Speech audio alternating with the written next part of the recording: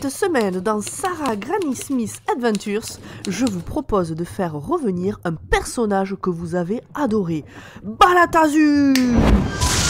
Bonjour, bonjour. Eh ben quoi, vous êtes pas content? C'était pourtant le meilleur dans la dernière saison de Dr. Watt. Des fois je vous comprends pas, tu les comprends toi? Tu sais, j'ai essayé de les développer personnellement il y a 6 mois, et ils m'ont juste renvoyé chez Podcoot, alors le public, moi je leur dis Quoi? Eh ben mince alors, pourquoi t'es de nouveau un canard? Restez avec nous, on règle ça tout de suite après la pause.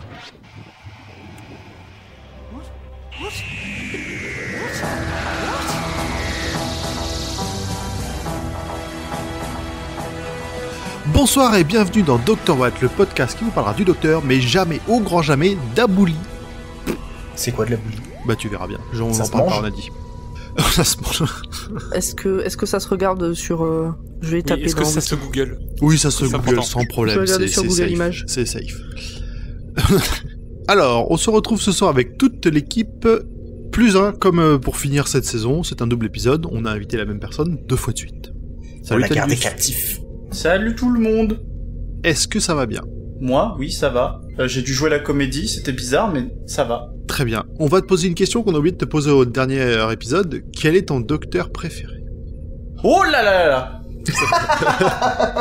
Alors, est-ce que je peux faire une double réponse, mais c'est genre, il y a une raison.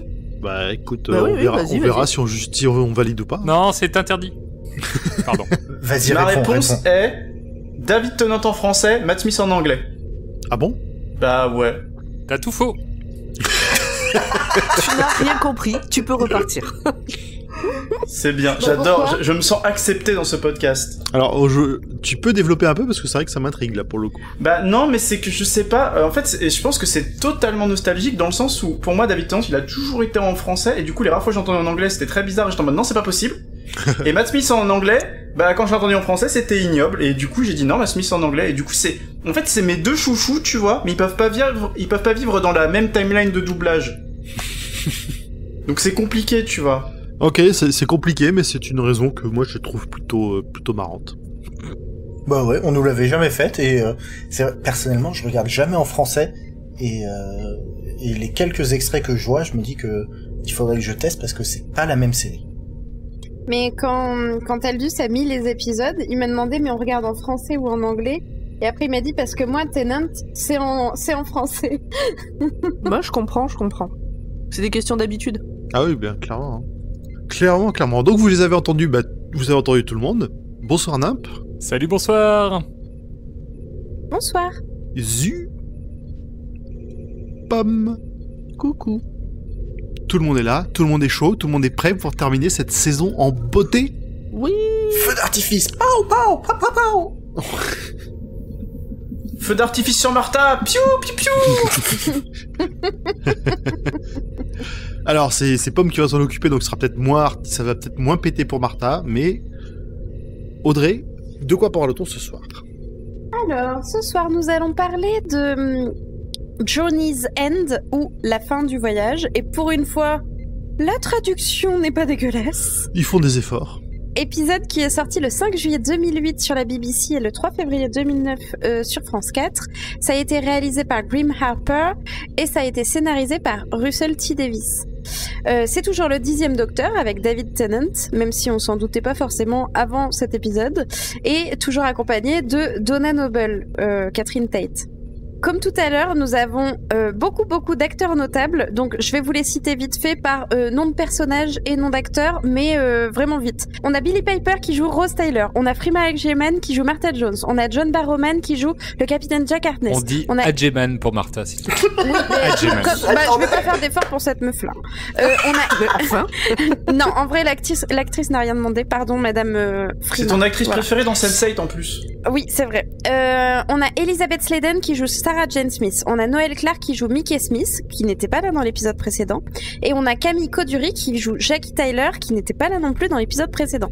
On a aussi Gareth David Lloyd qui joue Yanto, et Eve Miles qui joue Gwen, Thomas Knight qui joue Luke Smith, Bernard Kribin qui joue Wilfried Mott, on a Jacqueline King qui joue Sylvia Noble, et on a Adjoa Ando qui joue Francine Jones.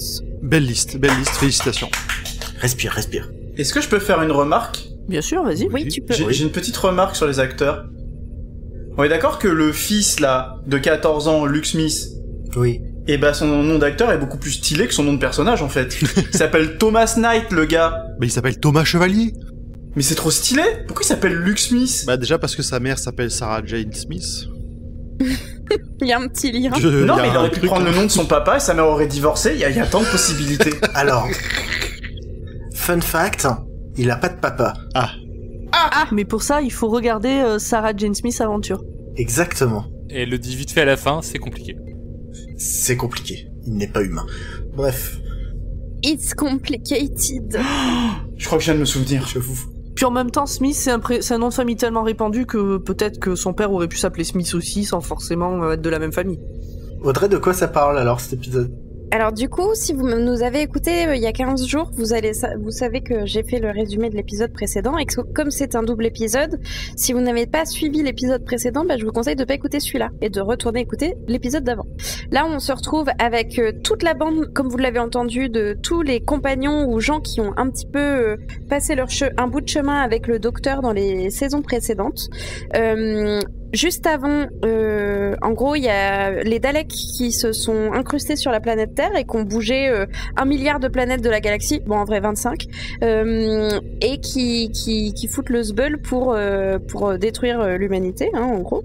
Et juste avant la fin de l'épisode précédent, on a le docteur qui s'est fait tirer dessus par un Dalek et qui est en train de se régénérer. Non, je ne veux pas. I don't wanna go. Ah non, on va pas commencer avec ça, hein. Parce que moi je vais chouiner sinon pendant le podcast, hein. Vous voulez pas entendre de reniflement, ça va mal le faire. Spoil De toute pas. façon, c'est pas tout de suite. C'est pas tout de suite. Aux grandes dames de pommes, ce n'est pas tout de suite. Merci Audrey, du coup. De rien. Qui veut se lancer pour convaincre les auditeurs de regarder cet épisode? Moi j'ai une bonne idée. Ah bah c'est l'apothéose. C'est la suite de celui d'avant. On est sur un putain de finishing de saison, donc pourquoi le sauter? Est-ce que c'est pas un peu le Avengers Endgame de la saison? Sachant que celui d'avant c'était bien Infinity War. Pourquoi tu veux tout comparer à Avengers? Non, c'est Stéphane totalement ça. On a l'explication à la fin sur le nombre de places dans le TARDIS, par exemple. Donc, juste pour ça. Moi, cet épisode, il m'épuise. Il y a trop de choses. Faut être trop attentif. Ouais, c'est encore une fois, je suis encore sur un épisode où je sais qu'il est important. Je peux absolument pas dire qu'il est mauvais, mais pas du tout. J'aimerais dire « Ah, mais c'est de la merde, machin !» Non, vraiment pas. Mais à titre personnel, il m'ennuie et il m'épuise, malgré le fait qu'il y ait de très bons moments dedans. Voilà. Ok, très bien. C'est une. Merci Rabat-Joie. Ouais, alors. Et je vous emmerde. De toute façon, Ça fait pendant faux. 20 minutes, je vais donner Non, mon mais- avis.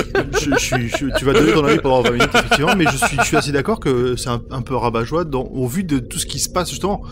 Moi, j'ai trouvé ça génial, cette exubérance qu'on a dans tout, parce que justement, ils ont trouvé une solution, ils mettent en place, là où le premier épisode était plutôt à fond dans le désespoir, dans le côté, putain, on peut plus rien faire, on n'a pas le docteur, et même le docteur était là, merde, j'ai un problème que je ne comprends pas, je ne sais pas quoi en faire. C'était le désespoir, maintenant c'est l'espoir. Exactement, tout à fait. Non, c'est l'épisode où, en fait, toutes les solutions viennent en double. J'avoue, c'est un peu Oui, le... oui, aussi, oui. Et ça, c'est top. C'est l'épisode où ils ont vraiment appliqué les principes de précaution de l'aéronautique, quoi. Toujours un système, toujours un backup. Toujours redondé. Il y a tout l'alphabet Ah bah là en là. termes de plan. C'est vrai qu'on dirait un peu un épisode de Naruto. Oui, je suis là pour faire des comparaisons bizarres. J'accepte. Oh, t'en fais pas, hein, j'ai déjà comparé à Obélix le docteur, donc Ah, oula, sans contexte c'est compliqué quand même ça. t'iras écouter l'épisode, tu verras, il y a du contexte. Même avec, c'était compliqué, il paraît.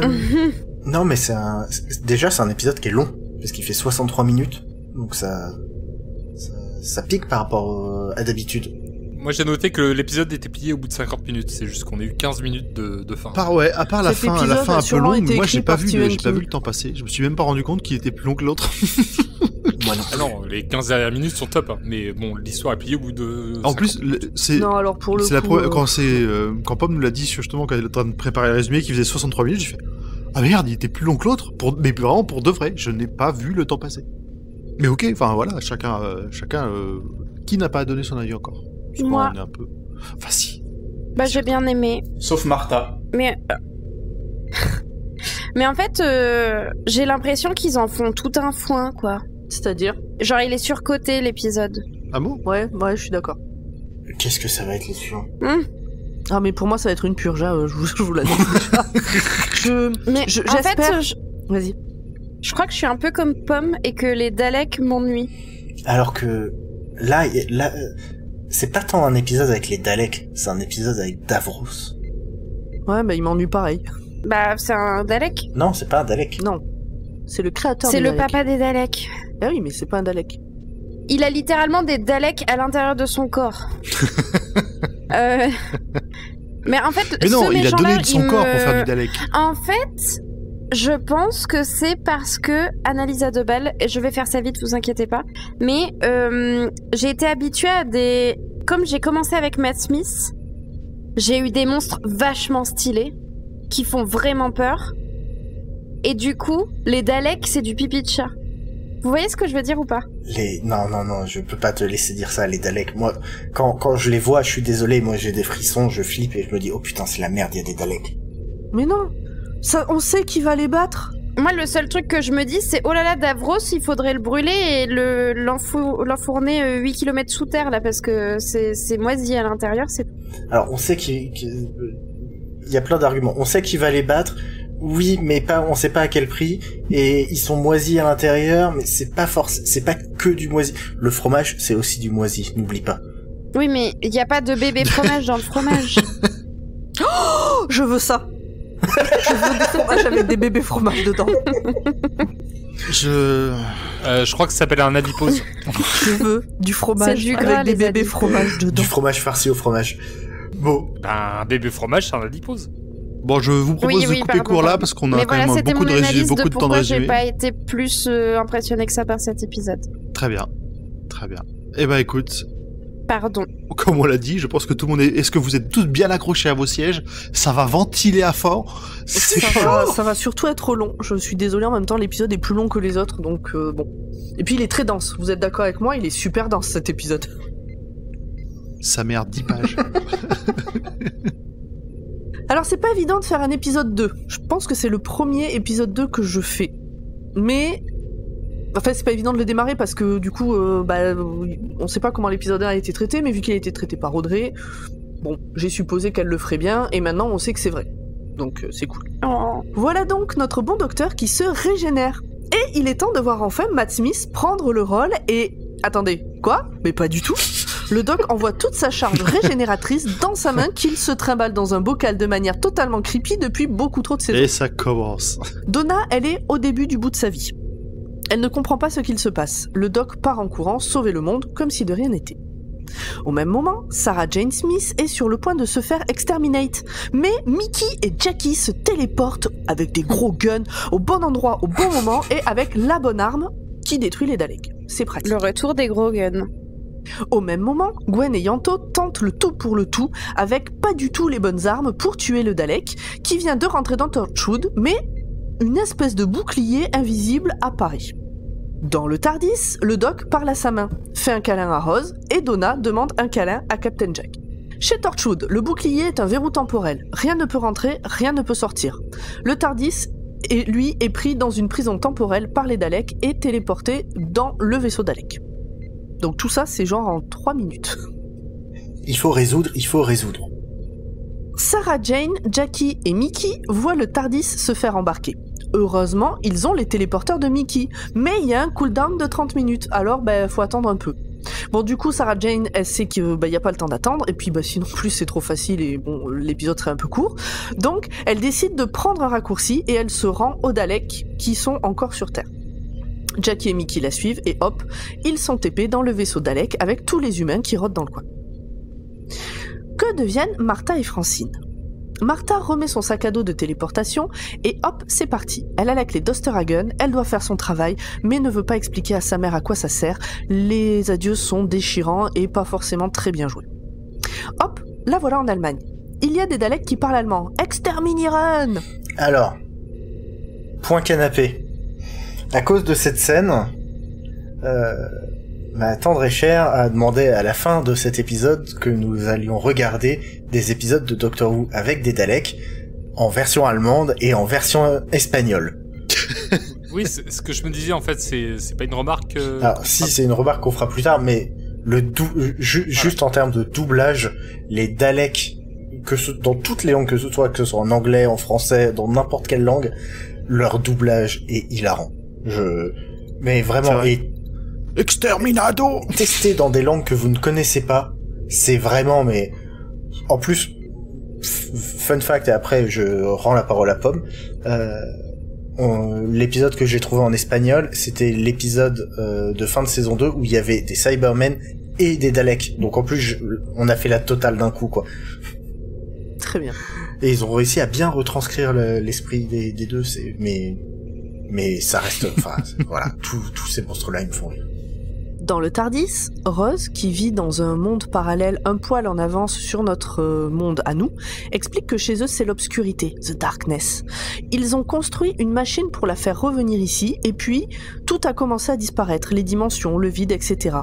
Et ça me fait un peu penser à l'histoire sans fin, ce passage-là, cette explication. Ceux qui ont la ref, les autres, tant pis. On apprend que la machine de Rose calcule les lignes temporelles et qu'elles semblent toutes converger vers Donna, qui ne comprend pas pourquoi. Pourquoi elle n'est que intérimaire à Chiswick? Elle n'est rien, ni personne. Et les voilà qui arrivent dans le vaisseau Dalek. Le Doc, Rose et le Capitaine sont en train de débattre de ce qu'il faut faire, mais on entend un bruit de battement de cœur de plus en plus fort et la caméra se focus sur Donna, à l'écart. Elle a l'air hébétée, elle a les larmes aux yeux. Le Doc la sort de sa transe. Apparemment, il pense qu'elle est comme ça à cause de la situation et de ce qu'ils viennent de décider. Le Doc fait un discours d'adieu, tu es formidable, tu es formidable, tu es formidable, avant que tout le monde sorte du TARDIS. Au moment où c'est le tour de Donna, on entend à nouveau le bruit du battement de cœur. Elle hésite, et la porte du TARDIS se referme et l'enferme à l'intérieur. C'est la panique. Non! Quel enfoiré! Salopard de Dravos, lui. Lui. Le Suisse, là, non? Ensuite, Le pruneau. Le mec en fauteuil roulant. C'est le pruneau. C'est la panique, personne ne sait d'où ça vient. Les Daleks décident de détruire le TARDIS et l'envoient direct dans un noyau d'énergie Z-neutrino. Parce que du coup le docteur... Donna dit « Docteur, pourquoi vous m'avez enfermé ?» Le docteur dit à Davros « Pourquoi vous avez enfermé ?» Et les Daleks disent « C'est un piège du docteur !» Ah, tu y fais vachement bien. Ouais. Tu peux lui faire Donna en espagnol pour voir? C'est important de connaître son ennemi. Hein. En espagnol, es un Piero del Doctor. Pardon à tous les Espagnols. Donna fait pas la fière dans le TARDIS qui est en train de prendre feu. Le Doc supplie les Daleks, ils en ont rien à carrer. Dans le TARDIS, on entend le battement de cœur, puis le thème du TARDIS. Donna voit la main... Et j'adore... Il me fait des frissons, ce truc.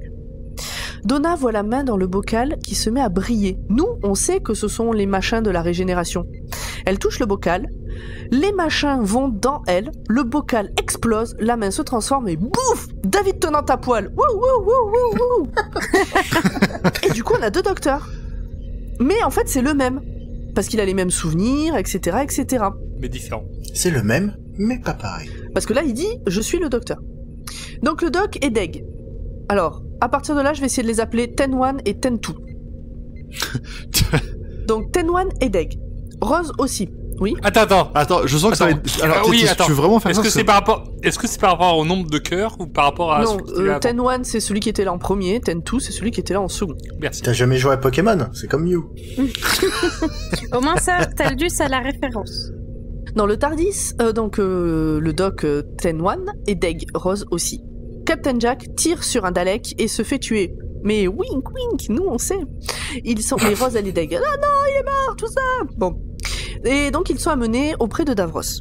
Alors que le Captain Jack il est laissé là, il est mort. Dans le TARDIS, Tentu est maintenant habillé et survolté à la Jim Carrey un peu. J'ai trouvé dans son jeu, ça m'a un peu fait penser à Jim Carrey quand il fait The Mask ou ce genre de personnage. Il est survolté, quoi. Il vient d'échapper à la mort, il a trouvé une bonne excuse et il y en a un deuxième comme lui à côté maintenant.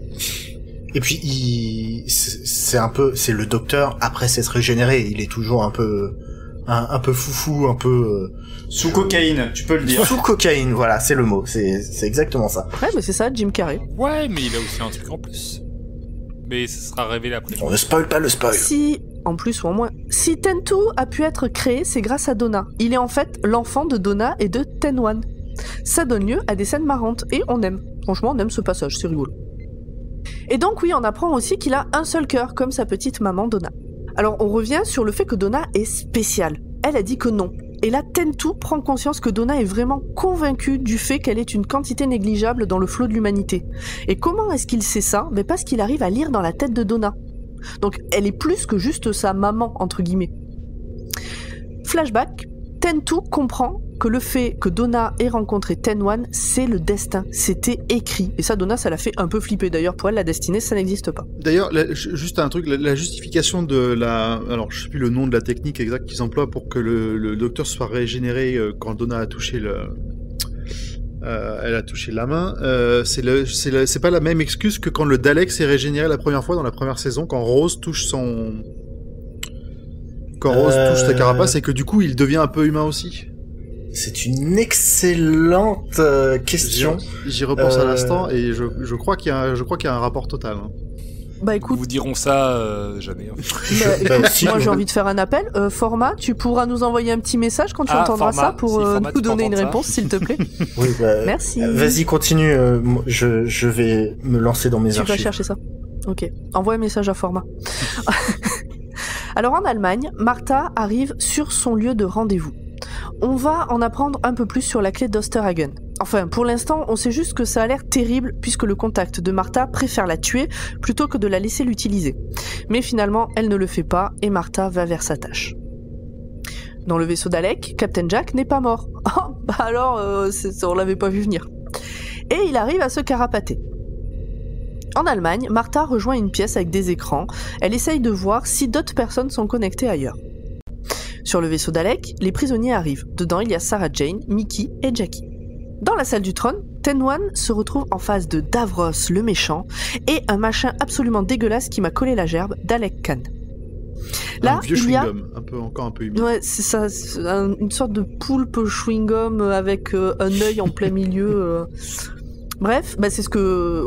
Comment elle s'appelle ? Audrey a dit que c'était la flaque. C'est ça. Oui. Ouais, mais quand tu dis une flaque, c'est presque mignon. Là, c'est vraiment dégueulasse. Bref. Là, il y a tout un blabla sur la guerre du temps, tout ça. Dalek Khan parle du docteur et des enfants du temps. Il prédit que l'un d'eux mourra. Ten-One s'énerve. Il veut savoir pourquoi Donna a été tuée. Pour rappel, il sait pas que c'est pas le cas. Davros le nargue. Parle de la rage des seigneurs du temps et de celui qui en a sacrifié tellement. Dalek Khan nous dit qu'à la fin, l'âme du docteur sera révélée. Bonsoir, je reviens des archives. Ce n'est pas le même procédé. Merci. Ah mince. Merci pour cette réponse. Putain, j'ai failli avoir l'air intelligent. Shit. Mais c'est très similaire. C'est bien que tu te sois posé la question. Davros parle d'un test qui va commencer. Le test de la bombe de réalité. Alors j'ai repassé le passage 4 ou 5 fois parce que j'étais pas sûr qu'il dise ça. C'est reality bomb. Donc c'était bien ça. Oui, c'est ça. Les prisonniers arrivent dans une nouvelle salle. Une dame se casse la gueule, Sarah Jane et Mickey en profitent pour se barrer, mais Jackie, qui était en train d'aider la dame à se relever, elle est coincée. Les Daleks disent que le test va commencer. C'est la tension de ouf. On sait qu'un compagnon va mourir. Est-ce que c'est Jackie ? Les Daleks activent l'alignement des champs planétaires, ce qui veut dire que on s'en fout en fait, ce que ça veut dire, juste ils les alignent. Nous revoilà dans le TARDIS. Sur un scan, on peut voir les 27 planètes. Dans la salle du trône, donc j'ai appelé la salle du trône l'endroit où il y a Dalek Khan et Davros. Oui, ça Dans marche la bien. salle du trône, le doc, donc... Hein ? Ça marche bien, j'avais pas pensé comme ça, mais... Ouais. Donc là, on a le doc Ten-One qui explique.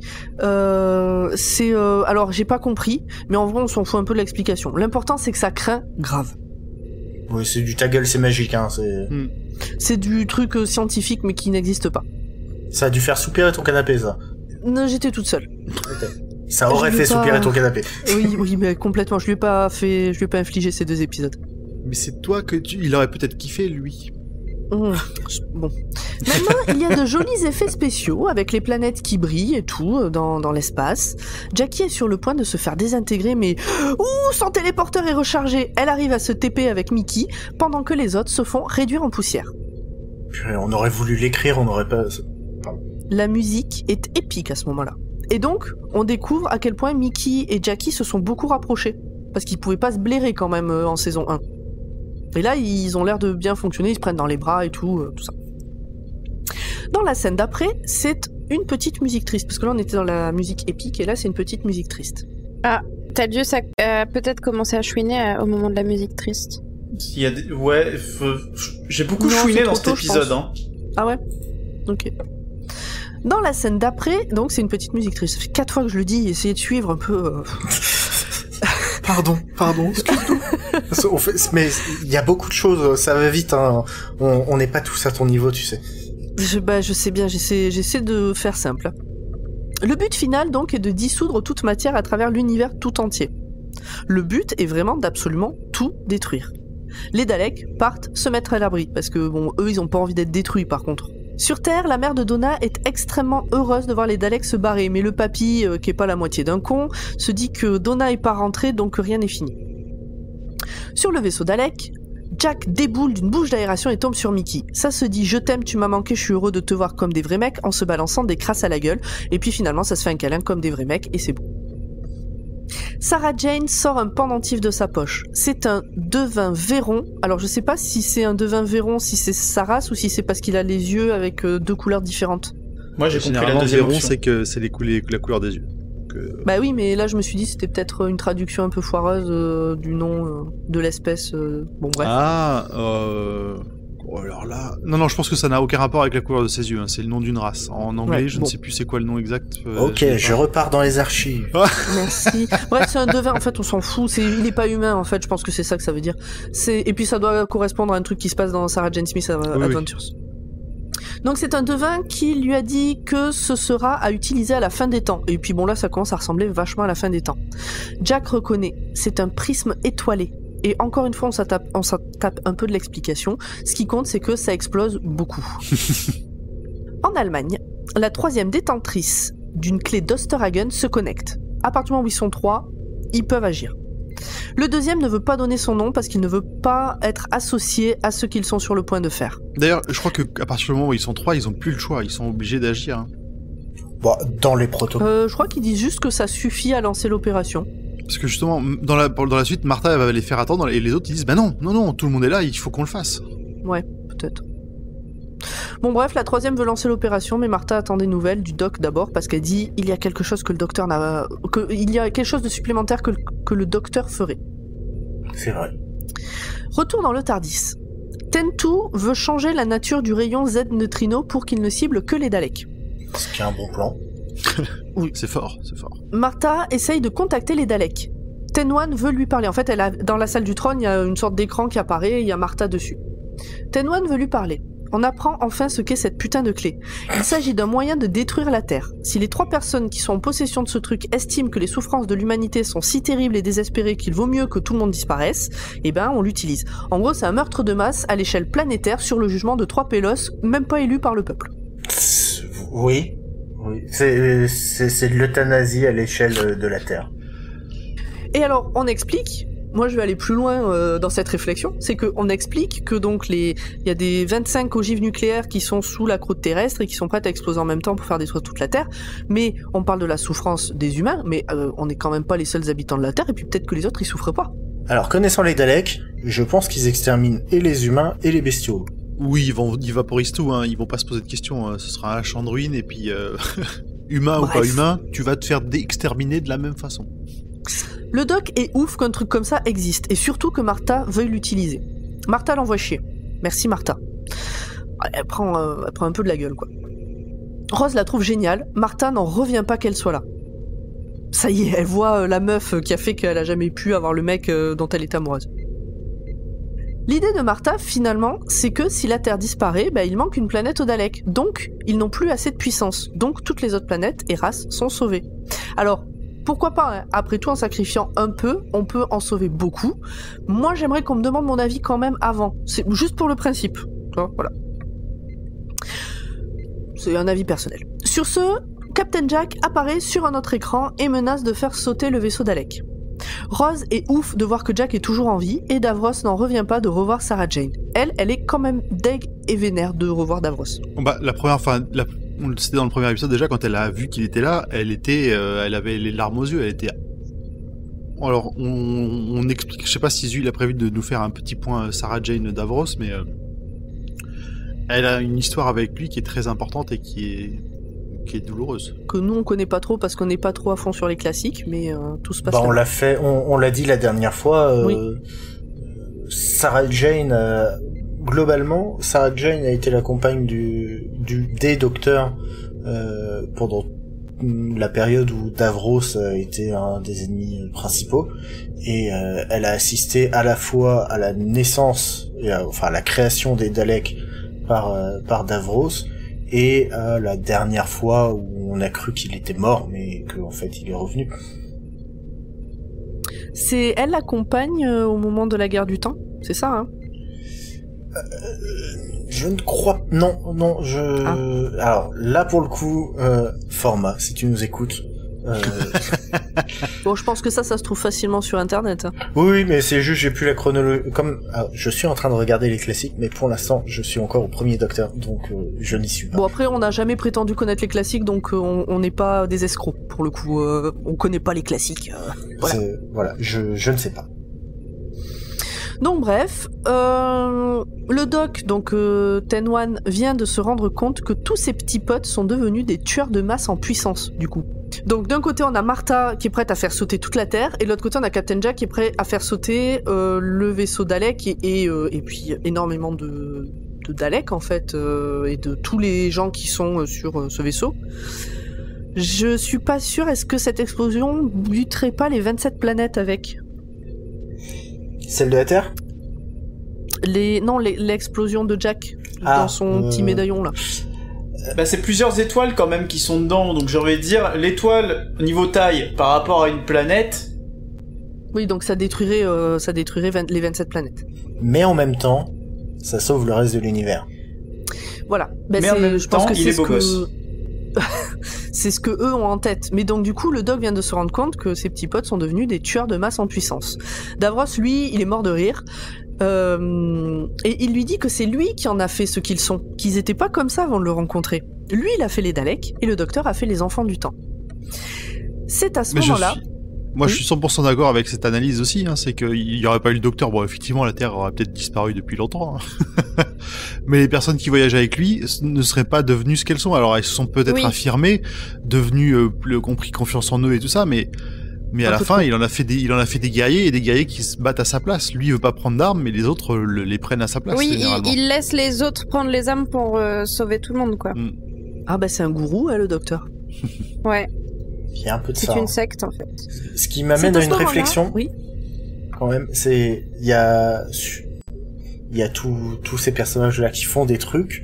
Sur la Terre, tentent des trucs. Les autres planètes, elles sont toutes inhabitées ou comment te dire tu vois, sur la planète des adiposes, apparemment, il y avait des gens. Ok, bon, les adiposes niveau force de frappe, ça a pas l'air d'être forcément ça, mais je veux dire, sur 27 planètes, c'est toujours nous qui devons nous coltiner tout le taf. Comment ça se passe ? Et encore, il y a que l'Angleterre qui se coltine le taf. Hein. Non, parce que Martha, elle est à Unit, elle était à New York. Unit, c'est la Terre, c'est la Terre. C'est les Nations Unies, donc c'est quand même assez... Ouais, enfin, on n'a pas envoyé les Nations Unies, on a envoyé Martha. Martha qui bosse pour les Nations Unies. Après, même chez Unit, ils sont au courant de sa relation privilégiée avec le docteur, et c'est leur meilleur... c'est après la clé d'Osterhagen qui est la solution... Finale. Pas ouf, c'est leur meilleur atout. Bref, donc à ce moment-là, le doc apprend que Harriet Jones est morte en faisant diversion, et c'est à ce moment-là, c'est le moment où Davros demande combien de morts. Réfléchissez, docteur, combien de sacrifices en votre nom. Et rien qu'en écrivant ça, au moment où je les écris, je frissonnais un peu, parce que finalement, tout au long des saisons, nous on les a comptés, tous ces gens qui sont morts pour lui, en son nom. Et d'ailleurs, les images défilent, et c'est triste.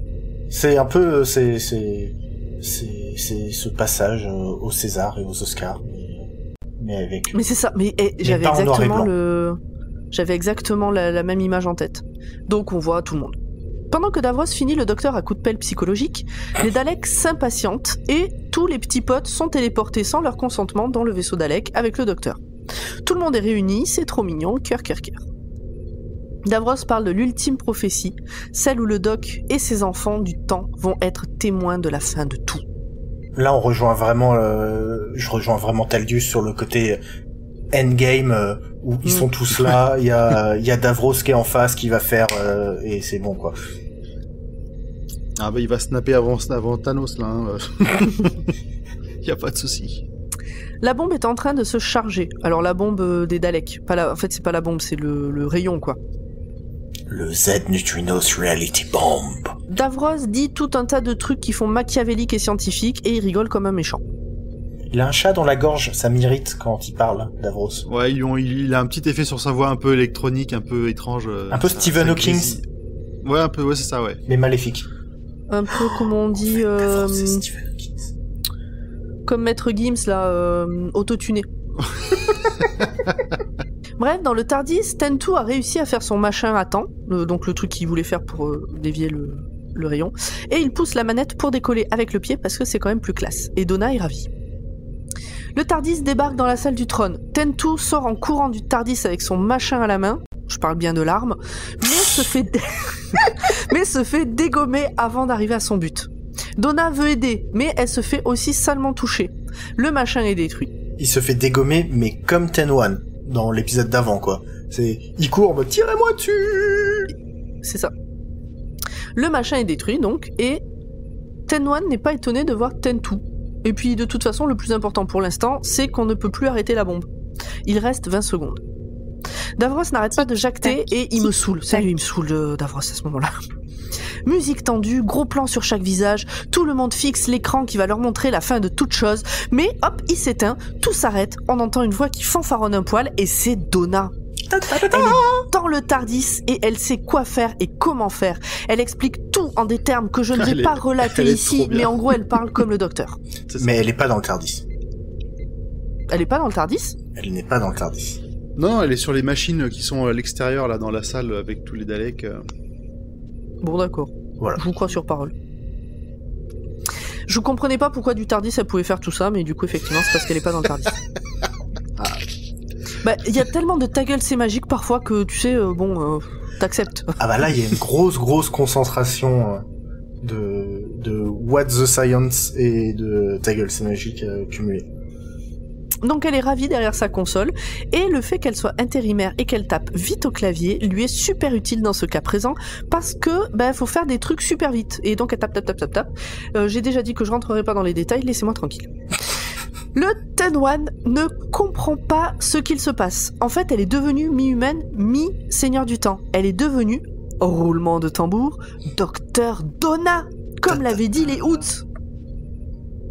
Les deux docs la rejoignent dans le TARDIS. Alors du coup, c'est pas dans le TARDIS, voilà, c'est autour de la console de là où elle est. Et ils font plein de trucs sur la console. J'ai rien compris, mais c'est safe for work. Donc dans la salle du trône, ça dégage les Daleks en les poussant parce qu'il y a un truc qui les a désactivés. Et donc dans le TARDIS qui n'est pas le TARDIS puisque c'est la console dans la salle du trône, les deux Doc et Donna renvoient tout le monde chez eux. C'est-à-dire les planètes, ils donnent un peu tous les noms et les planètes donc repartent de là où elles viennent. Ross s'exclame « Mais alors, vous êtes 3 docteurs ?» Le Captain Jack préfère ne pas partager sa pensée sur le sujet, après tout c'est un divertissement familial. Est-ce qu'il y a des fanfics sur ce qu'il y a dans la tête de Jack à ce sujet ? Est-ce que vous en... c'est probable. Probable. Si vous en connaissez, écoutez, n'hésitez pas à nous le dire. Donc Davros ne comprend pas comment la prophétie n'a pas parlé de ça, parce que lui là il comprend plus ce qui est en train de se passer. Sauf qu'en fait, il ne s'agit pas d'une prophétie, c'est Dalek Khan qui a manipulé les lignes du temps pour en arriver à ce moment-là. Il veut que tout cela cesse. Davros est piégé. Il reste une planète à bouger, mais il n'y a plus assez d'énergie. Qu'à cela ne tienne, le TARDIS la remorquera, et oh comme c'est pratique, c'est la Terre. Ah, ce petit passage de la Terre qui se fait remorquer par le TARDIS, c'était... Ah oui, alors logique. C'est un choix comique qui m'a plu. Moi, il y a deux problèmes là-dedans. C'est que... Que deux? Non, mais c'est que... Déjà, physiquement, on est d'accord que... Bon, tout le monde est mort, tu vois, si on faisait physiquement réalistement. Mais même si on fait pas physiquement réalistement, il y a quand même un putain de tremblement de terre mondial. Combien il y a eu de morts à ce passage? Je veux savoir. Moins que si les Daleks avaient tué tout le monde, donc on s'en fout. Oh, et puis ta gueule, c'est magique. Tu sais, les dommages collatéraux dans Doctor Who, c'est souvent pas l'histoire principale. Non, mais franchement, là, le choix qui est fait, moi, ça m'a fait marrer. C'était rigolo, et ça passe. Oui, pareil. C'est comme donc ça la que je petite l'ai troupe est sur le point de partir, mais Dalek Khan rappelle au Doc qu'il doit les tuer avant de partir. Et c'est Ten2 qui s'en charge, sans cligner des yeux. Ten-One, il est pas content. Il dit, mais qu'est-ce que t'as fait? Bah, je les ai tués. Plus de Dalek. J'ai fait tout péter. Chez Torchwood, ils sont libérés du verrou temporel. Dans la salle du trône, tout le monde court dans le Tardis. Ten-One veut sauver Davros, mais celui-ci lui rappelle que c'est lui qui est à l'origine de ça. Alors, Davros rappelle à Ten-One que c'est Ten-One qui est à l'origine de ça, et le nomme pour l'éternité le destructeur de tous les mondes. Et hop, il meurt dans les flammes. Il faut ramener la Terre. Ten-One contacte Torchwood et reconnaît Gwen, mais on vous en parlera dans les infos en plus. Comme d'hab, il dit des trucs intelligents qu'on comprend pas, mais eux, chez Torchwood, ils comprennent. Il contacte aussi Luke, le fils de Sarah Jane, et l'ordinateur, aka Mr. Smith, dont on a déjà parlé. Et Sarah Jane appelle K9, qui file les codes nécessaires à l'ordi. Comme ça, vraiment, tous les anciens compagnons qu'on a vus depuis la saison 1 sont là. Parce qu'on a vu K9 à un moment donné. Et hop, après une petite pique à Jackie, le Tardis ramène la Terre à sa place comme on bougerait une caravane pas bien stabilisée. Très La bonne musique image. est joyeuse et belle, ils sont beaux, ils sont forts, ils sont une équipe unie, complémentaire et heureuse. Ah. Alors, il y a le petit point pilotage du Tardis. Oui, je me suis dit que vous alliez en parler. Bah voilà, je me permets Vas-y. alors. Mais permets-toi. Le Ten-One et Ten-Two, peut-être les deux, expliquent que d'habitude ça secoue beaucoup parce que il pilote ça tout seul, mais que c'est conçu pour être piloté à 8. Et donc là, Six. ça tombe 6. Bah là, ça tombe bien, ils sont 6. Et donc, il dit, alors, toi tu te mets là, toi tu te mets là, Jackie, tu vas te mettre là-bas. Oui, c'est un mur, mais c'est pas grave, tu vas regarder ce mur et surtout tu ne fais rien du tout.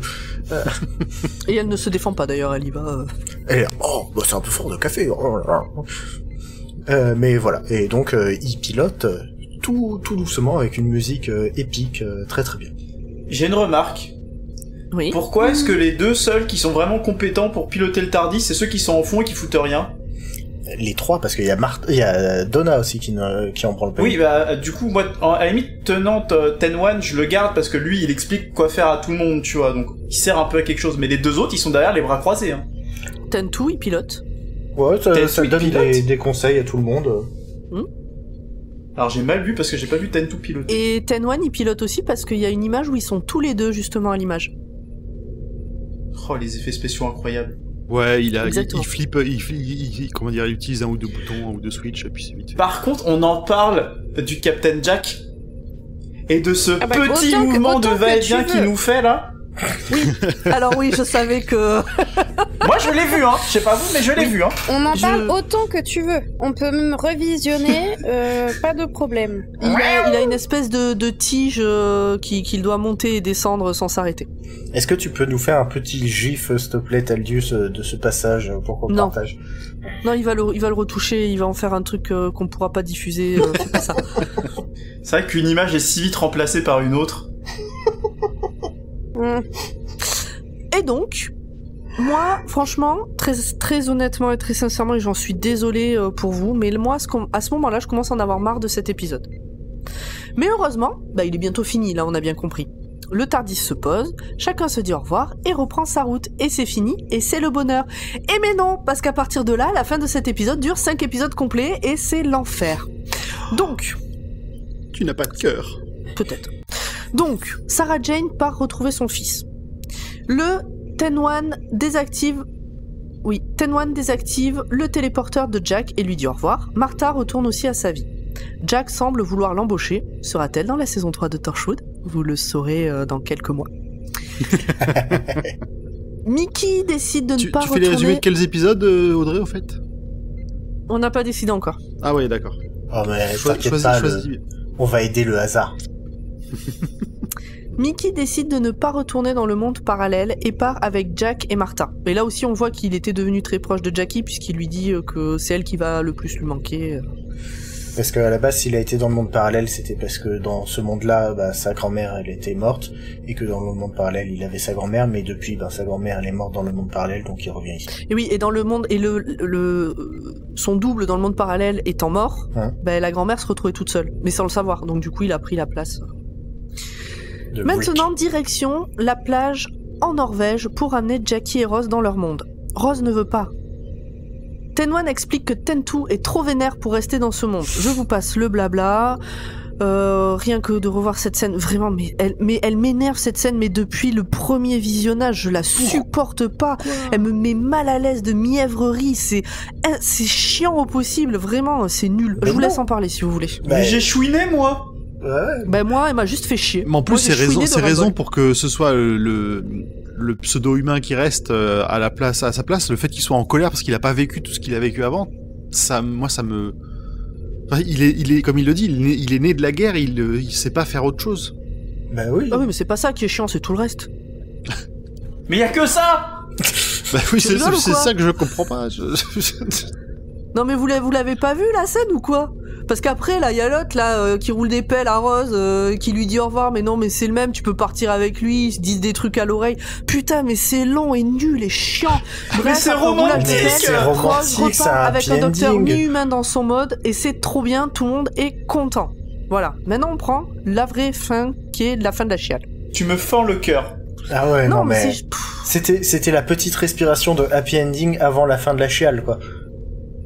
Oh, tu chiales quand même, mais tu chiales pas de vraiment t'es triste. Non, vraiment. Mais depuis vraiment ça, pour le coup, je me souviens de mon réaction dès le premier épisode. Bon, bref. Je vous ai laissé l'occasion d'en parler. Vous avez fait croire qu'il y avait que le truc intéressant, alors que c'est pas vrai. Hein. Donc bon. Mais non, mais cette scène, je suis désolé, elle est trop bien parce que c'est le happy ending par excellence pour Rose. Et pour Ten-Two qui vont très bien ensemble.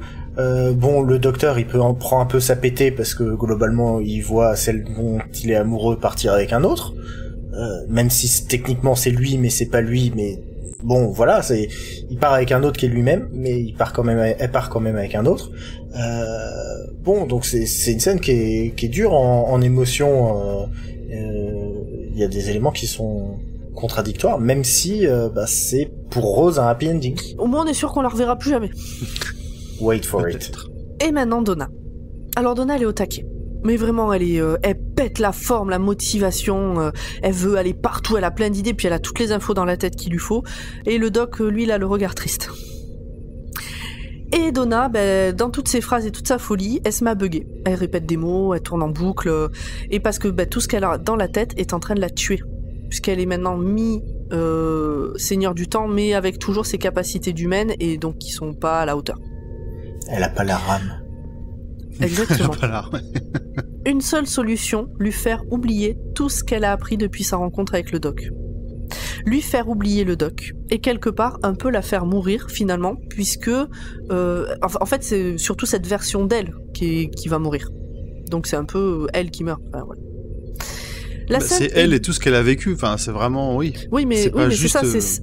En fait comme il va la ramener avant sa rencontre avec le doc, du coup c'est une nouvelle version de Donna qui va être créée. Cette scène est bouleversante.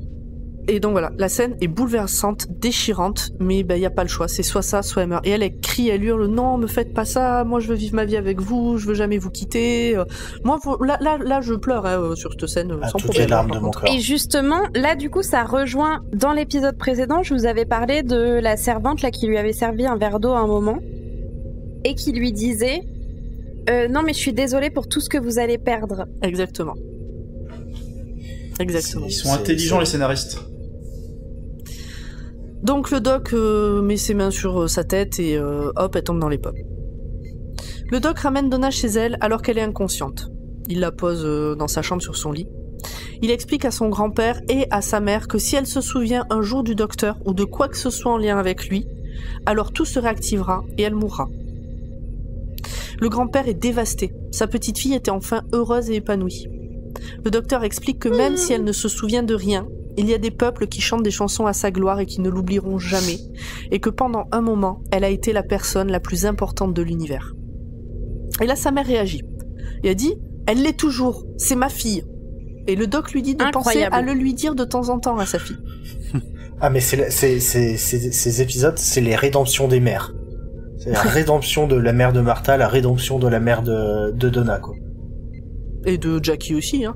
Oh, Par Jackie, ça rapport fait à un moment Mickey, qu'elle est un peu... Oui. Donna finit par se réveiller. On retrouve la nana surexcitée et un peu folle, sûrement épuisante, mais bon, sûrement sympathique aussi, qu'on a connue au tout début. Elle remarque à peine le docteur assis dans le salon d'ailleurs. Le doc s'en va. C'est triste et c'est sous la pluie. Il le rejoint fameux son gif. TARDIS. Ouais, absolument. Et d'ailleurs, attendez, parce que vous vous souvenez le truc que j'ai dit au tout début sur le nom des personnages? Oui. Et bah c'est là. Oui, je m'en suis souvenu, c'est incroyable, je sais pas comment j'ai fait. C'est là que le doc dit bonjour, je suis John Smith. Sachant que le gosse s'appelle Luke Smith, est-ce qu'il serait pas le papa du petit Luke? Non mais Bah, non. mais attends, Taldus, John Smith c'est son pseudo humain depuis toujours. C'est ça. Oui, mais écoute, j'ai pas fait les autres épisodes du podcast, donc je pouvais pas faire ce truc-là avant. Eh ben, je te recommande d'aller écouter l'épisode où Martha apparaît en premier et on en parle dans les infos en plus de toutes les fois où il s'est appelé John Smith. Eh ben. À moins que ce soit celui avec Sarah Jane Smith. Sachant que Mickey s'appelle Smith et Sarah Jane s'appelle Smith, c'est peut-être le père de tout le monde. C'est une grande famille. Ah, c'est Mais ça. bien sûr. C'est Ah, pour ils ça savent qu'ils pas sont qui est un le peu père, cons. ils se sont mélangés. Donc bref, comme je disais, le doc s'en va avec un adieu au papy déchirant encore une fois. Tout ça se passe sous la pluie parce que c'est toujours plus triste de pleurer sous la pluie. Il rejoint son TARDIS sur une musique triste et c'est la fin de l'épisode. Parce que contrairement à d'habitude, à la fin d'un épisode, il démarre le TARDIS et donc il part vers autre chose. Et là, quand ça se finit, il n'a pas encore démarré le TARDIS. Et d'ailleurs, Et je vous dis ça en n'ayant pas du tout en tête l'épisode suivant, je ne me souviens plus du tout de quoi il parle, donc je sais même pas si ça va, enfin ce qui va se passer après quoi. Mais juste j'ai remarqué ça. C'est une bonne remarque, mais ça n'a pour le coup pas de lien avec l'épisode suivant. Mais c'est vrai que c'est une bonne remarque. Le fait qu'on le voit pas partir, je trouve ça intéressant. je vais rajouter une information en plus que j'avais filtrée parce que je trouvais pas ça forcément intéressant, mais maintenant que voilà, c'est que dans le montage initial, à la fin, le TARDIS décollait et il y avait un enchaînement, un cliffhanger vers l'épisode suivant, mais justement au niveau de la production, ils se sont dit qu'après une fin d'épisode si difficile, tu pouvais pas finir sur un what the fuck et un comic relief, et que c'était mieux de finir sur Ah non, c'est sur une très bonne l'ambiance fin. longue. Ah ouais, ça aurait tout niqué. La pré-fin est relou, mais la fin est vraiment bien. Et là, et franchement, je l'ai réécouté avant l'épisode pour finir, de faire le résumé, et j'avais la larmichette tout en écrivant mes trucs là. Larmichette Quand il dit que, partagée. Partagé par ton résumé m'a refilé la larmichette. Donc, mais non, mais quand il dit qu'il y a des milliers de personnes qui chantent des chansons à la gloire de Donna et tout. avec la musique et tout à ce moment-là. Enfin, Mais ça- oui. Avec le papy, ils font des gros plans sur les yeux humides du papy. Et ça m'a rappelé l'épisode sur Van Gogh, mais on en reparlera dans quelques temps. Eh ben écoute, merci Pomme, t'as vu, on s'en est bien sorti de cet épisode. Oui. Merci, Pomme. Ça s'est bien passé.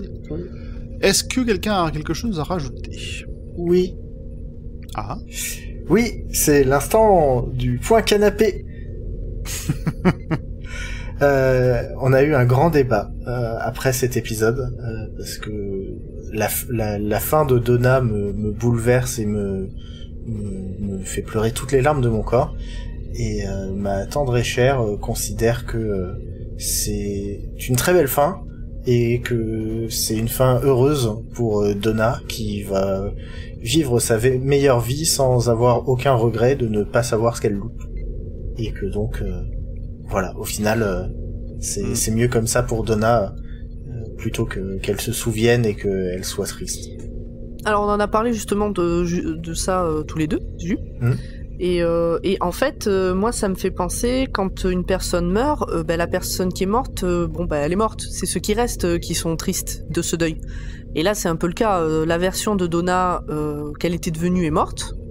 Et ceux qui sont en deuil, finalement, c'est son grand-père et sa mère. Et c'est eux qui le vivent le plus mal. Et le docteur, qui l'a connu. Qui, en plus, vient de perdre l'amour de sa vie. Qui s'est barré avec un autre. Voilà. Oui, l'amour de sa vie, on en a assez parlé que c'était malsain quand même. Non, c'était avec Rose. Non, avec Rose, ça allait. Ouais, avec Rose, ça allait, c'était avec Martha que c'était chaud. Mais voilà, donc on a eu ce débat sur est-ce vraiment une fin si triste ou finalement ça va. Je sais plus. Oui, et donc cette fin d'épisode, Donna oublie tout, donc du coup elle le vit pas mal. C'est les autres qui le vivent mal. Ça m'a rappelé un épisode de Charmed. On a le droit de spoiler Charmed depuis tout le temps là. Attention, je vais spoiler Charmed. Vas-y, moi j'ai pas vu. Tant qu'ils ne mettent pas l'histoire dans le reboot, ça ira. À un moment donné, il y a une des sœurs, Halliwell, donc, qui perd son mari, qui meurt. Et elle est extrêmement triste, elle est dévastée, elle n'arrive pas à s'en remettre. Et elle a un sort qui lui permet d'oublier l'existence de son mari. Du coup, elle n'est plus triste de la perte de son mari. Mais, en même temps, elle perd tout... c'est toujours le principe de est-ce qu'il vaut mieux avoir vécu et avoir perdu, ou est-ce qu'il vaut mieux ne même pas avoir connu. Voilà.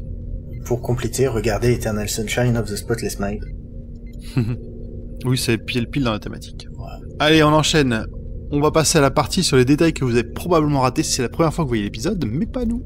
On vous le dit depuis notre épisode 2, quand Davros demande au docteur « How many died in your name ?» Ce dernier se souvient de Jabe, la femme arbre, Jenny, Astrid, Pef, Reversong, etc. Et tous les autres. Et quand Rose et le docteur voient Gwen Cooper, ils ne peuvent s'empêcher de se souvenir de Gwyneth qui a fermé la faille à Cardiff dans l'épisode The Unquiet Dead. Probablement car les deux sont joués par Eve Miles. Et oui. C'est vrai. Mais il l'a remarqué il l'a remarqué déjà, il l'avait déjà recroisé. Hein. C'est pas la première fois qu'on le... Si, c'est la première fois que... Ah non, c'est dans Torchwood qui a dit qu'il vient d'une ancienne famille de Cardiff, un truc comme ça. C'est dans cet épisode-là où justement le docteur... vous seriez pas de Cardiff par hasard? Bah si, ma famille remonte à Cardiff. Blimey. À la fin de la saison 1, on vous expliquait que les Seigneurs du Temps ont 12 réserves d'énergie de régénération. Bon là, clairement, ça en fait une de moins. Cet épisode renforce aussi le fait que les Seigneurs du Temps ont un minimum de contrôle sur le processus de régénération, comme dans The War Game, où le second docteur était forcé de se régénérer par les Seigneurs du Temps. C'était sa punition pour avoir foutu un peu le bordel sur la Terre et dans le temps. T'as pas été sage, tu changes Oh d'accord. C'est ça, c'est ta version là, c'est vraiment pas possible, donc on va changer ta personnalité et la prochaine ça ira mieux. Et au passage, on t'exile sur Terre et on garde ton TARDIS. Oui, parce que quand il change physiquement, mais il change aussi un peu de personnalité à chaque fois. Et même des fois, c'est un peu violent. On parlait de la fin de l'épisode qui a été changé tout à l'heure. Il y a 2 scènes qui ont été coupées au montage. Il y en a une qui, je pense, va te faire crier, Pomme. C'est 10-1 qui donne à 10-2 et à Rose de quoi faire pousser son propre TARDIS pour que eux aussi, de leur côté, ils puissent voyager dans l'espace et dans le temps et vivre leurs aventures ensemble. Pourquoi ça me ferait crier? J'ai aucune envie d'utiliser de l'énergie pour ces gens-là. Pas forcément rajouter. Ah oui, ça aurait rajouté une scène dans ce bordel-là. Oui, d'accord. Putain, heureusement qu'ils l'ont enlevé. Et puis en plus, ce serait allé à l'encontre de ce que disait le docteur quand il lâche l'autre en disant non, t'es trop en colère, tu peux pas être comme moi, tu peux pas rester ici. Puis il me semblait que de toute façon, en plus, au niveau des TARDIS, c'était chaud pour en avoir d'autres. Y a pas un truc dans le lore sur ça? Format, ça vous auriez un petit message pour répondre à cette question? Les TARDIS, c'est des trucs qui se font pousser, donc effectivement, ça prend du temps. Oui, non, mais moi j'avais retenu, alors peut-être à tort, que c'est le dernier TARDIS et qu'il n'y a pas moyen d'en avoir un autre. C'est surtout le dernier TARDIS parce que c'est le dernier Seigneur du Temps. C'est surtout ça en fait. Le docteur va pas s'embêter à en faire pousser d'autres parce que il y a que lui qui sait faire, mais en même temps il a autre chose à foutre quoi. Ouais, ok, Il en a j'avais déjà pas compris un. comme ça. Bon. C'est comme les gens qui ont des voitures. Qui aurait 2 voitures juste pour le plaisir, vraiment? Deuxième Ah, scène tu qui a serais été... surpris, hein. Audrey, elle en a Non, non, moi 3 j'en ai voitures. qu'une. Hein.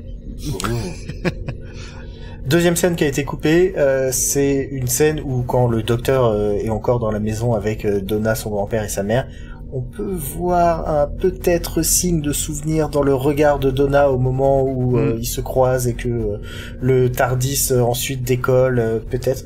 Mais la productrice Julie Gardner a rappelé à Russell T. Davies que 15 secondes avant, il a fait dire au docteur que clairement, si elle se souvient, elle meurt. Donc, il ne faut pas. Il avait déjà oublié ce qu'il avait écrit. Mais tu sais, Ou c'est alors, les il scénaristes voulait de Doctor sous-entendre Who. qu'elle allait mourir quoi qu'il arrive. Il y a un peu de ça, mais t'as ce côté oui, mais en fait non. Tu vois, c'est Ou alors le côté, on va peut-être lui trouver une excuse plus tard pour qu'elle se souvienne, mais qu'on arrive à la garder en vie, allez. et c'est C'est ça. ça. Et dans cet épisode, on peut voir un Dalek allemand et ce dernier cri Exterminieren. Exterminieren, Tu le fais bien. qui n'est pas le mot utilisé dans la version allemande de la série. C'est plus Vernichten, mais. Là aussi, on vous conseille d'aller écouter la version allemande. Vous l'imaginez, ces 2 épisodes ont fait l'objet de nombreuses théories. Je vous en partage 2.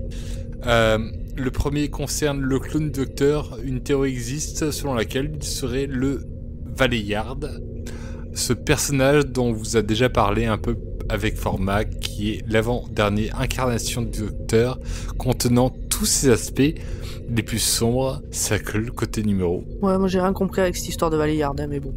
Non, je pense que Bah le Valeyard, c'est l'avant-dernière incarnation du Docteur et qui a été vu dans la série Ah, classique. mais oui!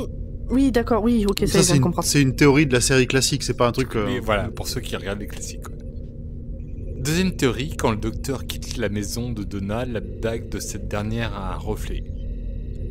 Est-ce le signe que c'est un caméléoniseur contenant les souvenirs de Donna? Est-ce la bague du maître qu'on avait vu ramasser après sa crémation par une main féminine et mystérieuse? Ou est-ce juste un reflet sur la bague? À ce jour, encore 2 de ces théories sont valides. Ok. Mais Laquelle est pas valide? Laquelle est pas valide? Eh ben, on le saura plus tard. Moi j'ai une question, justement par rapport à cette régénération bizarre. Est-ce qu'elle est vraiment comptée comme une régénération? Oui, Ok. oui. Bah oui, parce que, oui, bah oui.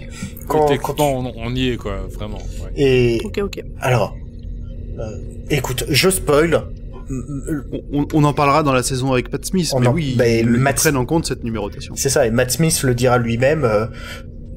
J'ai eu une régénération qui a eu un problème d'ego et qu'en a grillé une pour rester le même. Ah bah tu sais quoi, je crois que j'avais même pas fait le lien. Mais, attends. Du coup, on est à combien là? À 12? Non. Donc là, on est à 11. C'est on est à, 10. on est à 10, Avec mais tenant 11. Ah bah qui non. s'est régénéré, on est à 11. C'est ça. Mais du coup,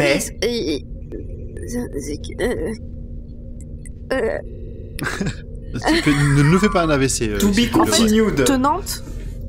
Tenante n'a pas été comptée dans le décompte que nous on connaît, n'a pas été comptée comme étant 10 et 11. C'est le 10e docteur physiquement. non mais ça d'accord, je peux comprendre, c'est toujours tenante machin. Mais du coup, je sais qu'il y a d'autres docteurs après parce que je suis en 2021 aujourd'hui. Ah ouais. Ouais, moi aussi je bouge dans le temps. Mais t'avais vu tout Matt Smith ou pas? Ou t'avais pas tout fini Matt Non, Smith? j'ai pas vu tout Matt Bon, bah, Smith. tu auras bah des voilà. réponses plus tard. Ouais. Bah non. Mais du coup, je sais compter par contre. Oui, Non, mais oui. t'auras des réponses. Tu t'auras des réponses. Dans, Ça- dans 4 ans. Oui, oui, à C'est peu ça. près. C'est un peu ça. Ouais. Mais là, du tu coup, auras des réponses. du coup, cette numérotation est la bonne. Matt Smith, c'est le 12e, le 12e visage différent. Enfin, oui, c'est ça, le 2e visage différent, mais la 13e régénération au final. D'accord. De... Non, D'accord. c'est le contraire. Matt Smith, c'est le 11e visage, Pardon, le 11e. mais la visage. 12e régénération. Oui. J'avais un Toi chiffre. aussi, apprends à compter avec Doctor Who. Pas avec moi en tout cas. Bon, on a fait le tour. Merci tout le Oui. monde. Ben, merci à vous. Merci. On a fini la saison Merci 4. Pomme. C'était la fin de la saison. Bon, alors- C'est pas la fin de notre aventure, hein. J'allais dire malheureusement, mais non, pas du tout. Bah, Bah, yes, quel tu nous plaisir, annonces des envoie choses. nous aussi, on t'adore, merci. Je suis inquiète pour les 5 épisodes à venir. J'espère sincèrement et ardemment. Alors déjà, je m'en souviens de un à peu près et encore pas vraiment.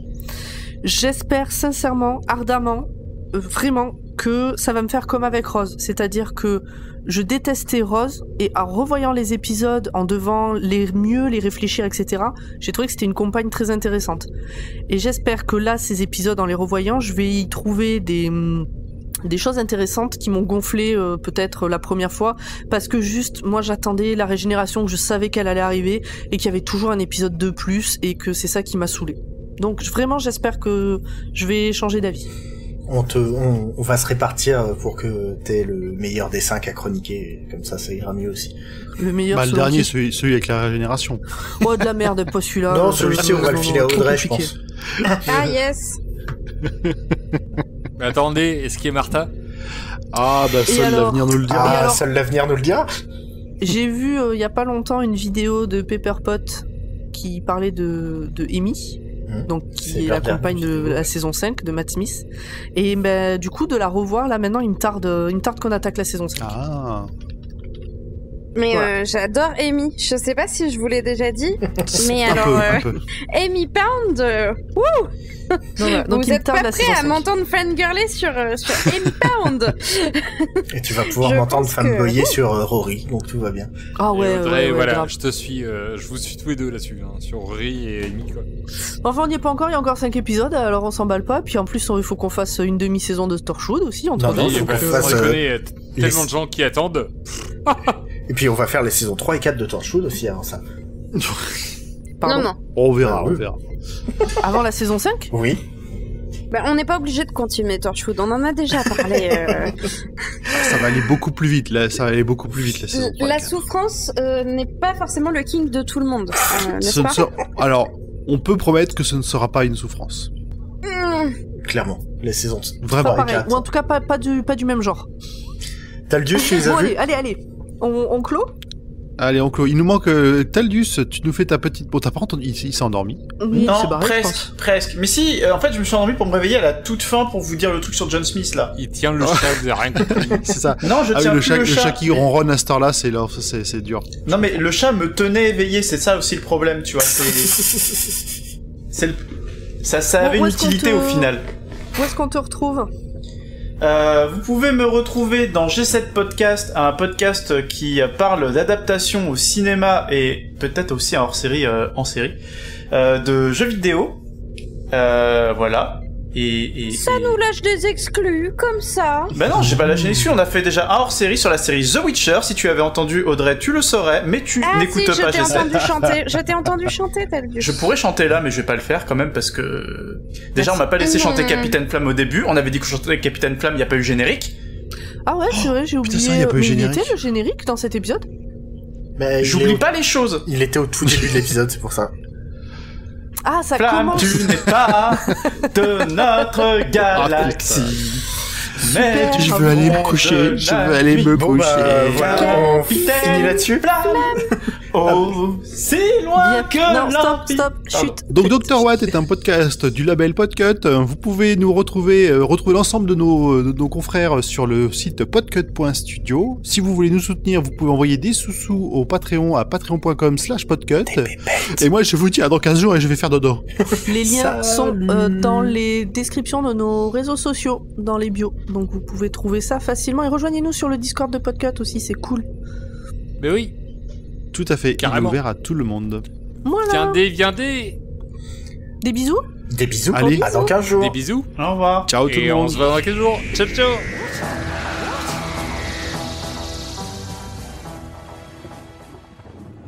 Putain, mais pourquoi ça marche pas là?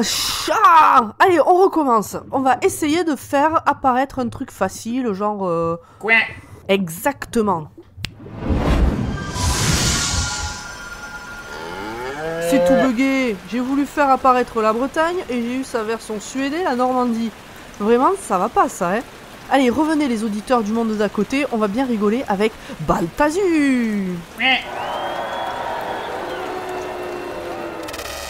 Non, non, non, arrêtez, revenez. Il y a tout qui est en train de disparaître à ce rythme-là, il va plus rien rester de cet univers. Mais attends, t'entends ça? Ouais. Exactement, on n'a même plus d'ambiance sonore.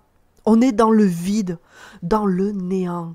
Heureusement que t'es avec moi, la dernière fois que j'étais là, j'étais toute seule, et c'était pas bien drôle, hein. Balthazur? Balthazur? Bon, allez, j'ai compris. Vous avez gagné. Mais t'as vraiment rien compris.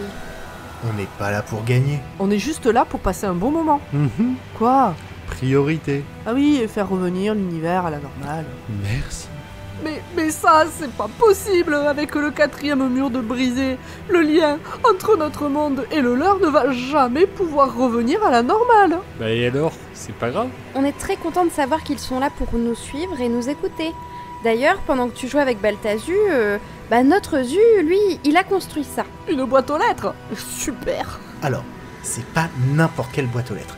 C'est la seule ouverture entre nos deux mondes que j'ai pas pu reboucher en fait. Déjà, ça limite les flux d'énergie pour éviter que notre monde se retrouve détruit par des ambitions ou soit influencé par les audiences de chez eux. Puis ensuite, ça permet à l'autre monde de nous envoyer des commentaires. Ouais, ça a pas l'air très solide, hein. C'est fait en quoi? Bon, je sais pas, c'est Grand Poil et Nimp qui m'ont fourni le matos. Alors, un élément chimico-fictionique, le TGC M192. C'est du scénarium lourd. Ah oui, quand même. Ah ouais. Bon, et maintenant, on fait quoi alors? Bah déjà, on va vivre un peu, hein, et puis on verra, peut-être qu'on reviendra. C'est quoi ce bruit? Je crois que c'est la fiction qui se régénère. Pardon? C'est juste quand l'auteur a plus d'inspiration, l'histoire se régénère pour repartir sur de nouvelles bases. Mais c'est grave. Ça va faire mal? Non plus. Mais on revient bien dans 2 semaines. Pardon? Si, pardon, à la 5e ligne de comique de répétition, je me mets en pilote automatique. On revient dans 15 jours et on parlera de quoi, Pomme? On va parler de la fin de la saison 2 de Torchwood, Et ensuite, des hors-séries de David Tennant, et la fin de l'ère Russell T Davies pour attaquer l'ère Moffat en septembre. Oh, chic, chic, chic. Ça fait 3 minutes qu'on parle. Vous trouvez pas que ça fait long comme régénération? spoil, pas le spoil.